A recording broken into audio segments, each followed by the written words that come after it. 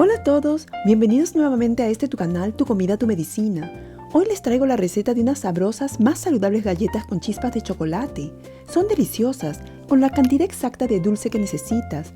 Te aseguro, si no lo dices, nadie notará que están preparadas con harina de garbanzo en vez de harina blanca.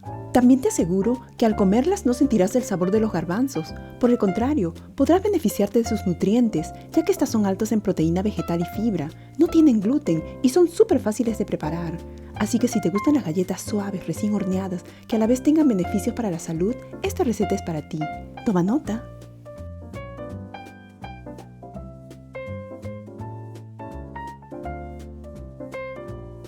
Para preparar estas galletas, empezaremos batiendo con una batidora de mano la media taza de azúcar de coco con la media taza de aceite de coco. Bátanlo bien por unos minutos hasta que quede cremoso. De ahí, agregaremos un huevo entero, la vainilla y seguiremos batiendo.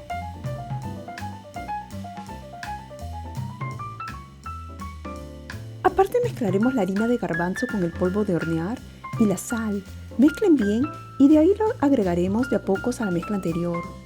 Cuando ya esté bien mezclado, agreguen las chispas de chocolate, tápenlo y déjenlo reposar por 20 minutos en el refrigerador. Cuando pasó este tiempo, formen sus galletas y llévenlas a hornear por 15 minutos. Y listo, a disfrutar de estas galletitas llenas de proteína y fibra, que sé que van a satisfacer tu antojo de comer algo dulce. A prepararlas hoy mismo. Prepara estas ricas galletitas y disfrútalas tanto como lo hago yo. Y recuerda, comer saludable es posible si decides escoger mejores opciones, prestando atención a los ingredientes que usas, y con esta receta te aseguro conseguirás lograrlo.